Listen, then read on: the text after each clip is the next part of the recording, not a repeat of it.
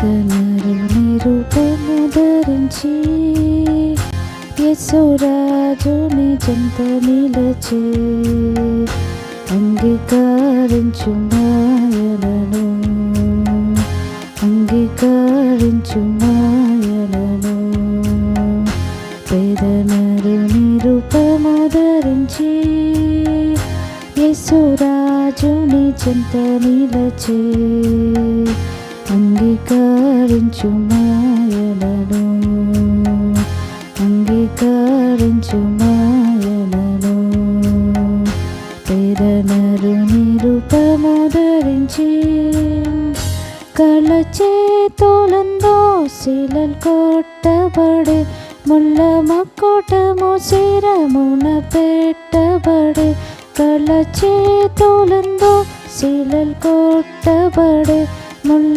మక్కుటము శిరసున పెట్టబడే నింద వేదన శ్రమలను సహించినేసు చిందె తనదు రక్తము నీ పాపముకై నింద వేదన శ్రమలను సహించినేసు చిందె తనదు రక్తము నీ పాపముకై దీనుడై నిన్ను పిలచుచుండే దీనుడై నిన్ను పిలచుచుండే పేదనరుని రూపము ధరించి యేసురాజుని చెంత నిలచి అంగీకరించు మాయలను అంగీకరించు మాయలను పేదనరుని రూపము ధరించి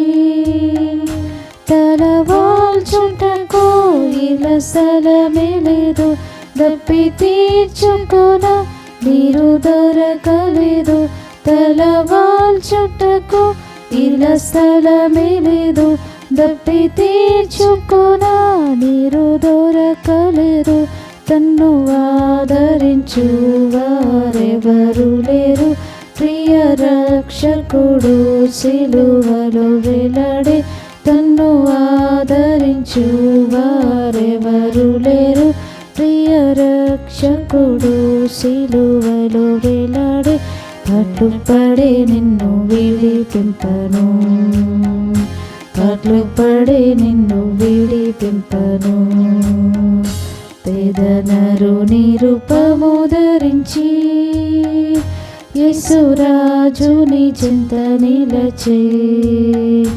అంగీకరించు మాయలను అంగీకరించు మాయలను పేదనరుని రూపము ధరించి ప్రభు సాతాను తలంచిత్తు కద్రొక్కెన్ పాపడాగోలన్ రక్తముతో కడిగెన్ ప్రభు సాతాను తలంచిత్తు కద్రొక్కెన్ పాపడాగోలన్ రక్తముతో కడిగెన్ నీ వ్యాధిని వేదన తొలగించ నీ శాపము నుండి విడిపింప నీ వ్యాధిని వేదన తొలగించ నీ శాపము నుండి విడిపింప సిలువలో విజయము పొందే సిలువలో విజయము పొందే పేదనరుని రూపము ధరించి యేసురాజుని చెంత నిలచి అంగీకరించు మాయలను అంగీకరించు మాయలను పేదనరుని రూపము ధరించి మాయలోకమును నీవు నమ్మకుము మనుషుల మనసు మారిపోవు నీలా మాయలోకమును నీవు నమ్మకుము మనుషుల మనసు మారిపోవు నీలా నిత్య దేవుని ప్రేమను నమ్మి నీవు నిశ్చయముగా ప్రభువులో ఆనందింప నిత్య దేవుని ప్రేమను నమ్మి నీవు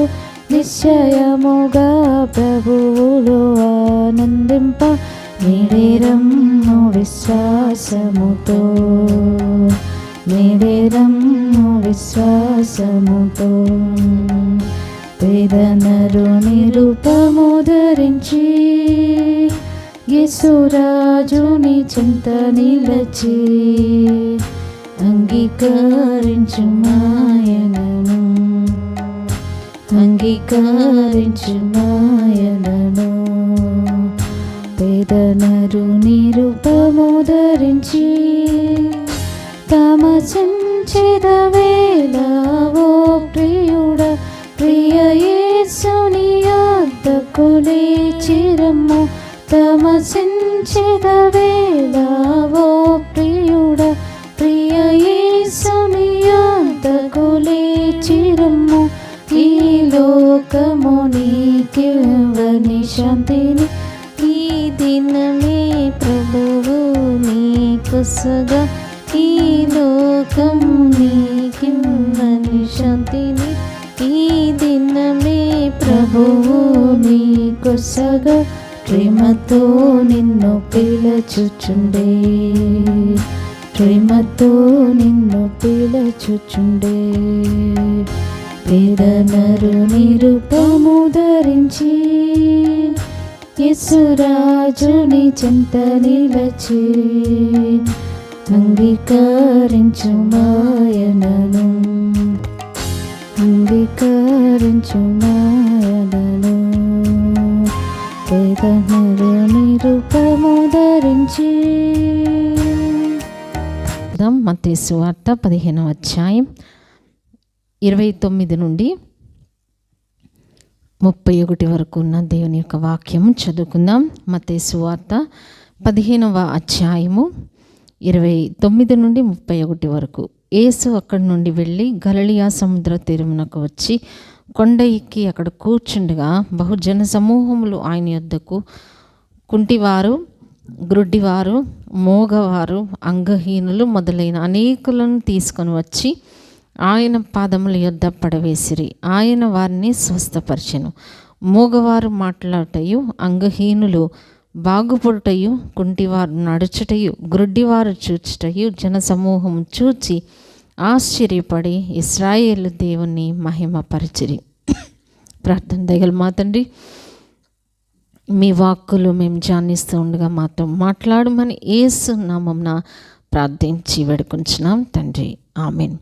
ఈ లేఖన భాగంలో మనం చూసినట్లయితే మరి మన జీవితాల్లో అనేక మంది రోగులముగా, బలహీనులుగా, అనారోగ్యం కలిగిన వారిగా, అనేక అవసరతలు కలిగి మరి ప్రభు యొక్క సహాయం కొరకు ఎదురు చూచి మనకి ఒక నిరీక్షణ అనేది దేవుని యొక్క వాక్యంలో ఉన్నది. అదే మనం చూస్తూ ఉన్నాం. మత్తయి సువార్త 15వ అధ్యాయంలో మనం చూసినట్లయితే మరి యేసు ప్రభు ఈ లోకంలో ఉన్నప్పుడు గలిలయ సముద్ర తీరం దగ్గరకు వచ్చినప్పుడు మరి కొండ ఎక్కి అక్కడ కూర్చున్నప్పుడు బహుజన సమూహములు ఏం చేశారంటండి, కుంటివారు, గుడ్డివారు, మోగవారు, అంగహీనులు మొదలైన అనేకులను తీసుకొని వచ్చి ఏం చేశారండి, ఆయన పాదముల యొద్ద పడవేసినప్పుడు ఆయన వారిని స్వస్థపరిచినట్లుగా మనం చూస్తూ ఉన్నాం. సో ఈ దినము కూడా అనేక మంది బలహీనులైన వారు, రోగులైన వారు, మరి అనారోగ్యంతో ఉన్నవారు, మనకున్న ఒక నిరీక్షణ ఏంటంటే యేసు ప్రభు మనలను బాగు చేయగలవారు అనే నిరీక్షణతో, అనే నమ్మికతో మనము ఆయన దగ్గరకు వచ్చి ఉన్నాం. సో ఆయన పాదముల వద్దకు వచ్చిన మనకు ప్రభువు మరి మనందరికీ కూడా స్వస్థతను అనుగ్రహించాలని మనం ప్రార్థించే వారంగా ఉండాలి. మరి యేసు ప్రభు ఈ లోకంలో ఉన్నప్పుడు ఆయన రోగులైన వారి మీద కనికరపడి బాగు చేసినట్లుగా మనం చూస్తూ ఉన్నాం. సో మనము కూడా ఈ దినము ప్రభు యొక్క కనికరము కొరకు మనం వేడుకొనడానికి అనేకమైన బలహీనతలు కలిగిన వారు, అనారోగ్యాలు కలిగిన వారు ఆయన చెంతకు వచ్చి ఉండట చేత మరి ఆయన పాదముల యొద్దకు వచ్చిన మనలను ప్రభువు ప్రేమించేవారై ఉన్నారు అనే విషయములను దేవుని యొక్క వాక్యం ద్వారా మనం జ్ఞాపకం చేయబడుతూ ఉన్నాం. మరి మనకి తెలుసు, మరి లూకా సువార్త 11వ అధ్యాయంలో ఇక్కడ ఒక కుటుంబాన్ని మనం చూస్తూ ఉన్నాం. వాళ్ళు ఎవరు అంటే మరియా, మార్త, లాజరు. వాళ్ళు ఏం చేశారండి? లూకాసు సువార్త 10వ అధ్యాయంలో మనం చూస్తూ ఉంటే ఇక్కడ మరి మరియా, మార్త, లాజరు వాళ్ళ గృహమునకు ప్రభు వచ్చినప్పుడు మరి 38వ వచనంలో మార్త అను ఒక స్త్రీ ఆయనను తన ఇంట చేర్చుకునేను. ఆమెకు మరియా అను సహోదరి ఉండెను. ఈమె యేసు పాదముల యొద్ద కూర్చుండి ఆయన బోధ వినుచుండెను. ఇక్కడ మరియ గారు ఏం చేస్తున్నారండి? యేసు పాదముల యొద్ద కూర్చుండి ఆయన బోధ వినుచుండినట్లుగా మనం చూస్తూ ఉన్నాం. ఇప్పుడు కూడా మనం ఏం చేస్తున్నాము? ఆయన పాదముల యొద్దకు వచ్చినాం. ఆకాశం ఆయన సింహాసనము, భూమి ఆయన పాదపీఠము. సో ఆయన దగ్గరకు మనం వచ్చి ఏం చేస్తూ ఉన్నాం? ఆయన మాటలు వింటూ ఉన్నాము, ఆయన వాక్కులు వింటూ ఉన్నాము, ఆయన సహాయం కొరకు మనము ఎదురు చూస్తూ ఉన్నాం. మరి యేసు ప్రభు దగ్గరకు ఆ విధంగా తీసుకొని వచ్చినప్పుడు ఆయన ఏం చేశారంటే అండి, ఆయన వారి మీద కనికరపడి వారిని అందరినీ కూడా స్వస్థపరిచినట్లుగా మనం చూస్తూ ఉన్నాం. సో దేవుని యొక్క పాదముల వద్ద మనకేముంది? ఆయన ఇచ్చే బోధ ఉన్నది, ఆయన వాక్కు ఉన్నది. మరి ఏం చేస్తుందండి? ఆయన పాదముల వద్ద కూర్చుండి ఆయన బోధ వినుచున్నట్లుగా మనం చూస్తూ ఉన్నాం. అందుకని దేవుని యొక్క వాక్యములో ఏముందండి?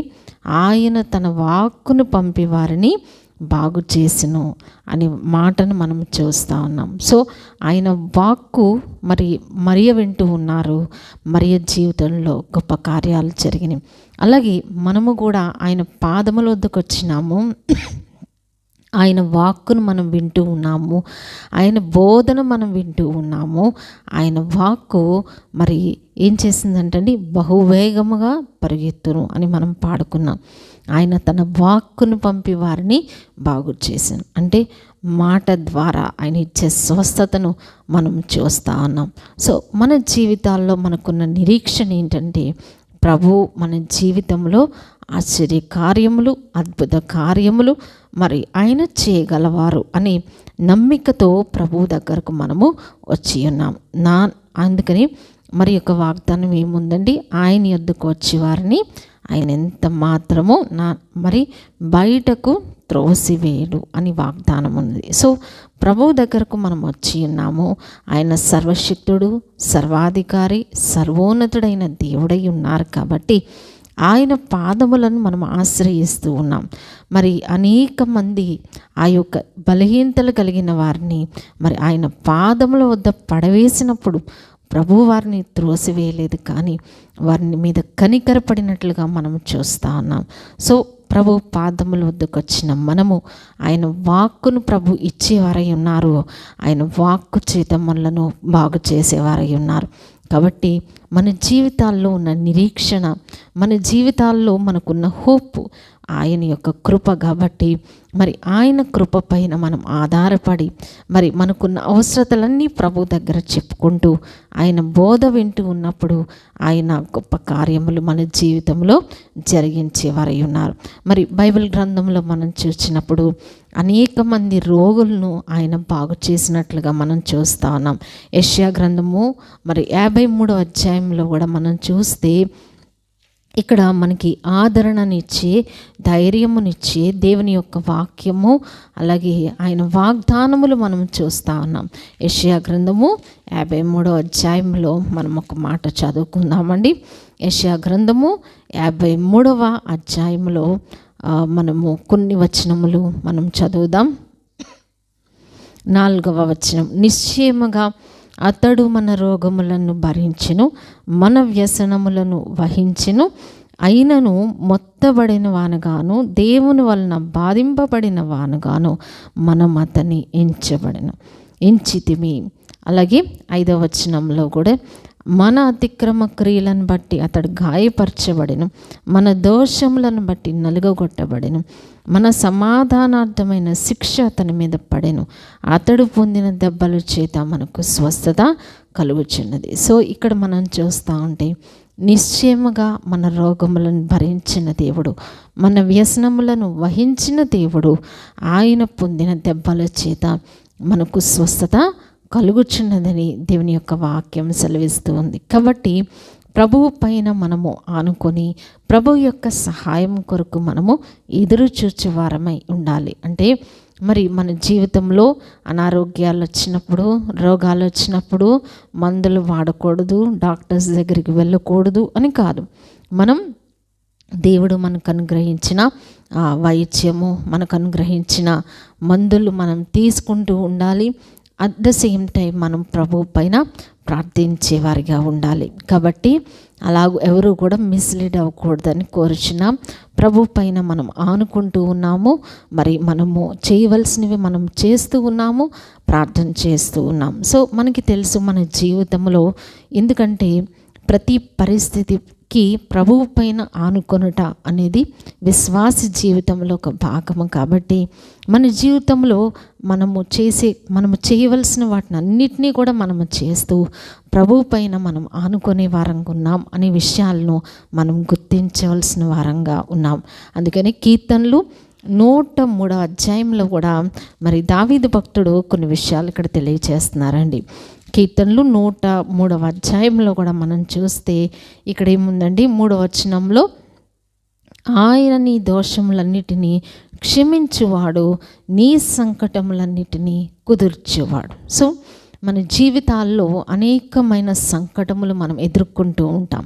అంటే అవి అనారోగ్యాలు కావచ్చు, మన యొక్క మరి ఇబ్బంది పరిస్థితులు కావచ్చు, ఇరుకులు కావచ్చు, మనం ఎదుర్కొనే సమస్యలు కావచ్చు. మన సంకటములన్నిటినీ కుదిర్చేవాడు మన దేవుడు. కాబట్టి మన జీవితంలో ప్రతి పరిస్థితికి ఆయన వైపు చూచినప్పుడు ఆయన మనకి చక్కని ఆలోచనలు ఇచ్చి మన యొక్క కష్ట పరిస్థితుల నుంచి ఆయన విడిపించే వారిగా ఉన్నారనే విషయాలను మనం గుర్తించవలసిన వారంగా ఉన్నాం. ఎందుకంటే ఆయన సర్వశక్తి కలిగిన దేవుడు, సర్వాధికారి అయిన దేవుడు. అన్నిటికన్నా మిన్నగా ఆయన మన పట్ల కనికరము, ప్రేమ, దయ, జాలి కలిగిన వారై ఉన్నారు. కాబట్టి మనం దేవుని వైపు చూచినప్పుడు ప్రభువు మన కార్యాలను జరిగించే వారిగా ఉన్నారు అనే విషయాలను మనం గుర్తించవలసిన వారంగా ఉన్నాం. కాబట్టి ఈ యొక్క దినాన్న, ఈ సమయంలో మనం ఏ విషయాల కొరకైతే మరి మనం ఆశపడుతూ ఉన్నామో, ఏ విషయాల కొరకైతే కన్నీరు కారుస్తూ ఉన్నామో, ఏ విషయాల కొరకైతే మరి దేవుని యొక్క సహాయం కొరకు ఎదురు చూస్తున్నామో, మరి ఒక్కసారి మనము ఆయన పాదముల వద్దకు వచ్చినాం. మనం మరి అనేక మంది మూగవారిని, కుంటివారిని, అంగహీనులను వాళ్ళు ఏం చేశారండి, యేసు పాదముల యొద్ద పడవేసినారు. సో మనము కూడా ఇప్పుడు ఆయన పాదముల వద్ద ఉన్నాం. ఆయన కొరకు మనం ఎదురు చూస్తూ ఉన్నాం. ఆయన సహాయం కొరకు మనం వేచి ఉన్నాం. కాబట్టి మన జీవితాల్లో ప్రభు యొక్క కృప కొరకు మనమందరము కూడా కనిపెట్టుకున్నప్పుడు మరి ఆ దేవుడు తప్పకుండా మన జీవితాల్లో గొప్ప కార్యములు జరిగించేవారిగా ఉన్నారు. మన ప్రతి సమస్య కొరకు ఆయనను మనం వేడుకుందాం. మరి మీ కొరకు కూడా మరి మేము మరి ఆ దేవుణ్ణి మరి విజ్ఞాపన చేసే వారంగా ఉన్నాము. మరి మనందరము కలిసి ప్రార్థించినప్పుడు దేవుడు గొప్ప కార్యములు జరిగించేవారు. అందుకని యాకోబు పత్రికలో కూడా ఏముందండి, మీరు స్వస్థత పొందినట్లు ఒకరి కొరకు ఒకరు ప్రార్థన చేయుడి. సో అంటే ప్రభు చెప్పిన సిస్టమ్ అన్నమాట ఇది. ఏంటి అది? ఒకరి కొరకొకరు ప్రార్థించుకున్నట. అంతేగాని మాకేదో వరం ఉంది, మేము ఇక్కడ చేస్తాము అని కాదు. సో ఒకరి కొరకు ఒకరు ప్రార్థించుకున్నట, మా కొరకు మీరు, మీ కొరకు మేము ప్రార్థించుకున్నట అనేది ఒక చక్కని సహోదర బంధమును ప్రభు ఇక్కడ తెలియచేస్తూ ఉన్నారు. సో మనం ఆ విధంగా మీరు స్వస్థత పొందినట్లు ఒకరి కొరకు ఒకరు ప్రార్థన చేయండి. సో విజ్ఞాపన ప్రార్థన, మనం ఒకరి కొరకొకరు ప్రార్థించుకొనుట అనేది దేవునికి ఇష్టమైన కార్యమై ఉన్నది. సో ఈ దినం ప్రభు యొక్క పాదముల వద్దకు వచ్చిన మనం ప్రభు యొక్క సహాయం కోరుకుంటూ మనందరము కూడా ఒకరి కొరకు ఒకరము ప్రేయర్ చేసుకుందాం. ప్రభు అట్టి కృపలు మనందరకు సమృద్ధిగా దయచేయును గాక. ఆమేన్. ఈ సమయంలో కొన్ని స్వస్థత వాగ్దానములు మనం చదువుకొని ప్రార్థన చేసుకుందామండి.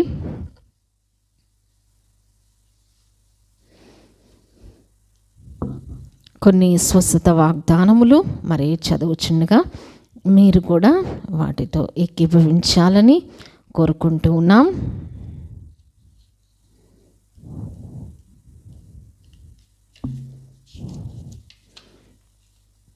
నేను ఐగుప్తీలకు కలుగు చేసిన రోగములలో ఏది మీకు రానియను, నిన్ను స్వస్థపరిచే యెహోవాను నేనే. నా నామమందు భయభక్తులు గలవారగు మీకు నీతి సూర్యుడు ఉదయించును, అతని రెక్కలు ఆరోగ్యము కలుగు చేయను. యెహోవాని యొద్ద నుండి సర్వరోగములను తొలగించును. నేను నీకు ఆరోగ్యము కలుగు చేసేదను, నీ గాయములను మాన్పేదను. నేను నీ మధ్య నుండి రోగము తొలగించేదను. స్వస్థత నీకు శీఘ్రముగా లభించును. నేను దానికి ఆరోగ్యమును స్వస్థతను మరలా రప్పించున్నాను, వారిని స్వస్థపరచుచున్నాను. గాయపడిన దానికి కట్టుదును, దుర్బలముగా ఉన్న దాన్ని బలపరచుదును. విశ్వాస సహితమైన ప్రార్థన ఆ రోగిని స్వస్థపరచును. యాకోబు 5:15. నీ విశ్వాసం నిన్ను స్వస్థపరచును. సమాధానము గలదానవై పొమ్ము, నీ బాధ నివారణ అయి నీకు స్వస్థత కలుగునుగాక. మార్కు 5:34. 6 బాధల్లో నుండి ఆయన నిన్ను విడిపించును, 7 బాధలు కలిగినను నీకు ఏ కీడును తగులదు. యోబు 5:19. వారు యెహోవా వైపు తిరగగా ఆయన వారి ప్రార్థన అంగీకరించి వారిని స్వస్థపరచును. యెషయా 19:22. నేను వారి ప్రవర్తనను చూచితిని, వారిని స్వస్థపరచుదును. యెషయా 57:18. నీవు కన్నీళ్లు విడిచుట చూచితిని, నీ ప్రార్థన నేను అంగీకరించి ఉన్నాను, నేను నిన్ను బాగు చేసేదను. 2 రాజులు 20:5. నీవు లేచి పొమ్ము, నిన్ను విశ్వాసము నిన్ను స్వస్థపరచును. లూకా 17:19. దూరస్తులకును సమీపస్తులకును సమాధానమని చెప్పి నేనే వారిని స్వస్థపరచెదను. యెషయా 57:19. నిన్ను దీర్ఘాయుష్మంతునిగా చేసేదను. 1 రాజులు 3:14. నా వలన నీకు దీర్ఘాయువు కలుగును, నీవు జీవించే సంవత్సరంలో అధికములగును. సామెతలు 9:11. యెహోవా యందు భయభక్తులు కలిగి ఉండుట దీర్ఘాయువునకు కారణము. సామెతలు 10:27. దీర్ఘాయువు చేత అతను తృప్తిపరచెదను. కీర్తనలు 91:16. నా ఆజ్ఞలను హృదయపూర్వకంగా గైకొనుము, అవి దీర్ఘాయువును సుఖజీవంతో గడిచే సంవత్సరములను శాంతిని నీకు కలుగచేయును. సామెతలు 3:1-2. యెహోవా యందు భయభక్తులు గల వారి చుట్టూ ఆయన దూత కావలి ఉండి వారిని రక్షించును. కీర్తనలు 34:7. యెహోవా నామము బలమైన దుర్గము, నీతిమంతుడు అందులోనికి పరిగెత్తి సురక్షితంగా ఉండును. సామెతలు 18:10. ఏ అపాయము రాకుండా యెహోవా నిన్ను కాపాడును, ఆయన నీ ప్రాణమును కాపాడును. కీర్తనలు 121:7. ఆయన తన వాక్కును పంపి వారిని బాగు చేసెను. కీర్తనలు 107:20. సంతోషం గల మనసు ఆరోగ్య కారణము, నలిగిన మనసు ఎముకలను ఎండిపోచేయును. సామెతలు 17:22. మీరు స్వస్థత పొందినట్లు ఒకని కొరకొకడు ప్రార్థన చేయుడు. యాకోబు 5:16. ఆయన తన భక్తులను విడువడు, వారెన్నటన్నిటికీ కాపాడబడుదురు. కీర్తనలు 37:28. ఇశ్రాయేలును కాపాడువాడు కునుకడు, నిద్రపోడు, యెహోవాయే నిన్ను కాపాడువాడు. కీర్తనలు 121:4-5. ఆయన పొందిన గాయముల చేత మీరు స్వస్థత నొందితిరి. 1 పేతురు 2:24. ఆయన పొందిన దెబ్బల చేత మనకు స్వస్థత కలుగుచున్నది. యెషయా 53:5. నిశ్చయంగా అతడు మన రోగములను భరించెను. యెషయా 53:4. ఆయన వస్త్రపు చెంగు మాత్రం ముట్టనిమ్మని ఆయనను వేడుకొనిచుండిరి, ఆయనను ముట్టిన వారందరూ స్వస్థత నొందిరి. మార్కు 6:56. వారి మీద కనికరపడి వారిలో రోగులైన వారిని స్వస్థపరచును. మత్తయి 14:14. ఆయన మాట వలన దెయ్యములను వెళ్ళగొట్టి రోగులనెల్లా స్వస్థపరచును. మత్తయి 8:17. యేసు ఇక వెళ్ళుము, నీ విశ్వసించిన ప్రకారం నీకు అవునుగాకని శతాధిపతితో చెప్పెను. ఆ గడియలోనే అతని దాసుడు స్వస్థత నొందెను. మత్తయి 8:13. కుమారి ధైర్యంగా ఉండుము, నీ విశ్వాసం నిన్ను బాగుపరచనని చెప్పగా ఆ గడియ నుండి ఆ స్త్రీ బాగుపడెను. మత్తయి 9:22. గుండె చెదిరిన వారిని ఆయన బాగు చేయవాడు, వారి గాయములు కట్టువాడు. కీర్తనలు 147:3. ప్రతి విధమైన రోగమును, ప్రతి విధమైన వ్యాధిని స్వస్థపరచుచు సంచారము చేసిన. మత్తయి 9:35. యెహోవా యందు ఆనందించటం వలన మీరు బలము నొందుదురు. నెహెమ్యా 8:10. ఆయన ఆమె చెంత నిలవబడి జ్వరమును గద్దింపగానే అది ఆమెను విడిచెను. లూకా 4:39. అప్పుడైన వారిలో ప్రతి వాని మీద చేతులుంచి వారిని స్వస్థపరచెను. లూకా 4:39. 40. నేను నీకు మొరపెట్టుగా నీవు నన్ను స్వస్థపరిచితివి. కీర్తనలు 32. యెహోవా నీవు నన్ను స్వస్థపరచుము, నేను స్వస్థత నొందుదును. ఇర్మియా 17:14. నాకు బలము ధరింపజేయవాడు ఆయన. కీర్తనలు 18:32. నరుని ఆత్మ వాని వ్యాధిని వచ్చును. సామెతలు 18:14. ఆయన వలన కలిగిన విశ్వాసం మీ అందరి ఎదుట వీనికి పూర్ణ స్వస్థత కలుగు చేసిన. అపోస్తలుల కార్యములు 3:16. ఆయన నీ సంకటములన్నిటిని కుదుర్చేవాడు. కీర్తనలు 103:3. నీ దేవుడైన యెహోవా కనికరము గల దేవుడు గనుక నిన్ను చెయ్యి విడివాడు. ద్వితీయోపదేశకాండం 4:31. క్రీస్తే శరీరమునకు రక్షకుడై ఉన్నాడు. ఎఫెసీ 5:23. ఆయన వాని ఎముకలన్నిటినీ కాపాడను, వాటిలో ఒక్కటి అయినను విరిగిపోదు. కీర్తనలు 34:20. పక్షిరాజు యవనం వల్లే నీ యవనము క్రొత్తదగుచుండనట్లు మేలుతో నీ హృదయం తృప్తిపరుచుచున్నాడు. కీర్తనలు 103:5. బాధలో నుండి ఆయన నిన్ను తప్పించును. యోబు 36:16. అప్పుడు ఆయన ఆమె చేయి పట్టుకొని చిన్నదానా లెమ్మని చెప్పగా ఆమె ప్రాణం తిరిగి వచ్చిన కనుక వెంటనే ఆమె లేచెను. లోక 8:54-55. నీ చెయ్యి చాపమని ఆ మనుషునితో చెప్పాను, వాడు తన చెయ్యి చాపగా అది బాగుపడాను. మార్కు 3:5. నానా విధములైన రోగముల చేతను వేదనల చేతను పీడింపబడిన వ్యాధిగ్రస్తులందరినీ, దెయ్యం పట్టిన వారిని, చాంద్ర రోగులను, పక్షవాయు గల వారిని వారు ఆయన ఎద్దుకు తీసుకొని రాగా ఆయన వారిని స్వస్థపరచెను. మత్తయి 4:24.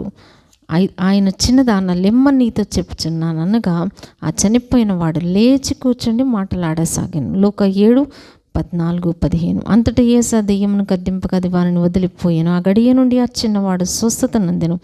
మత్తయి 17:18. ఆ గ్రుడ్డివాడు, బోధకుడా నాకు దృష్టి కలుగు చేయమని ఆయనతో నేను. అందుకు యేసు, నీ వెళ్ళుము, నీ విశ్వాసం నిన్ను స్వస్థపరచునని చెప్పాను. మార్కు 10:51-52. అందుకు యేసు, ఊరకుండుము, ఇతన్ని వదిలిపోమ్మని వాని గద్దింపగా దెయ్యం వారిని వారి మధ్యన పడద్రోసి వానికి ఏ హాని చేయక వదిలిపోయింది. లోక 4:35. ఆయన వారిని చేర్చుకొని దేవుని రాజ్యమును గూర్చి వారితో మాట్లాడుచు స్వస్థత కావలసిన వారిని స్వస్థపరచను. లోక 9:11. యేసు ఆమెను చూచి రమ్మని పిలిచి, అమ్మ, నీ బలహీనత నుండి విడుదల పొంది ఉన్నావని ఆమెతో చెప్పి ఆమె మీద చేతులుంచగానే ఆమె చక్కగా నిలవబడి దేవుని మహింపచను. లోక 13:12-13. ఆయన వారిని చూచి, మీరు వెళ్ళి యాజకులకు కనపరుచుకున్నాడని వారితో చెప్పగా వారు వెళ్ళుచునుగా శుద్ధులైరి. లోక 17:14. మోగవైన చెవిటి దెయ్యమా, వానిని వదిలిపోమ్మ, ఇక వానిలో ప్రవేశింపవద్దని నీకు ఆజ్ఞాపించినానని చెప్పి ఆ పవిత్రాత్మను గద్దించినప్పుడు అది కేక వేసి వానిని ఎంతో విలవిల్లాడించి వదిలిపోయిన. మార్కు 9:25. నీ విశ్వాసం నిన్ను స్వస్థపరచును. మార్కు 10:52. నజరేయుడైన యేసుక్రీస్తు నామమున నడుమని చెప్పి వాని కుడి చేయి పట్టుకొని లేవనెత్తను. వెంటనే వాని పాదములను చీల మండలను బలమునందెను. వాడు దిగ్గున లేచి నిలిచి నడిచెను. అపోస్తలుల కార్యములు 3:6-8 వరకు. జనులు రోగులను అపవిత్రాత్మ చేత పీడింపబడిన వారిని మోసుకొని కూడి వచ్చిరి. వారందరూ స్వస్థత పొందిరి. అపోస్తలుల కార్యములు 5:16. యేసుక్రీస్తు నిన్ను స్వస్థపరుచున్నాడు, నీవు లేచి నీ పరుపు నీవే పరుచుకునమని అతనితో చెప్పగా వెంటనే అతడు లేచెను. అపోస్తలుల కార్యములు 9:34-35. దేవుడి లేఖన భాగములను మన వినికిడిలో దీవించును గాక. ఆమేన్. అలాగే మరికొన్ని వాగ్దానములు మనం చదువుకుందామండి. దేవుని వాక్యము సజీవమై బలము గలదై 2 అంచులు గల ఎటువంటి ఖడ్గము కంటేను వాడిగా ఉండి ప్రాణాత్మలను కీళ్లను మూలుగును విభజించినంత మటుకు దూరుచు హృదయం యొక్క తలంపులను ఆలోచన శోధించినది. హెబ్రీ 4:12. ప్రభువగు యెహోవా ఏ నాకు బలము, ఆయన నా కాళ్లను లేడి కాళ్ల వలె చేయను. హబక్కూకు 3:19. ఆయన వాని ఎముకలన్నింటినీ కాపాడను, వాటిలో ఒక్కటి అయినను విరిగిపోదు. కీర్తనలు 34:20. యెహోవా యందు భయభక్తులు కలిగి చెడుతనం విడిచిపెట్టుము, అప్పుడు నీ దేహమునకు ఆరోగ్యమును నీ ఎముకలకు సత్తువే కలుగును. సామెతలు 3:7-8. దాని ఎముకలు ఇత్తడి గొట్టము వలె ఉన్నవి, దాని ప్రక్కటెముకలు ఇనుప కమ్మల వలె ఉన్నవి. యోబు 40:18. మీ ఎముకలు లేత గడ్డి వలె బలియును. యెషయా 66:14. సంతోషము గల మనస్సు ఆరోగ్య కారణము, నలిగిన మనస్సు ఎముకల నుండి పోచేను. సామెతలు 17:22. యెహోవా నిన్ను నిత్యము నడిపించును, క్షామకాలమున ఆయన తృప్తిపరిచి నీ ఎముకలను బలపరచును. యెషయా 58:11. యెహోవా నిన్ను నిత్యము నడిపించును. ఆమేన్.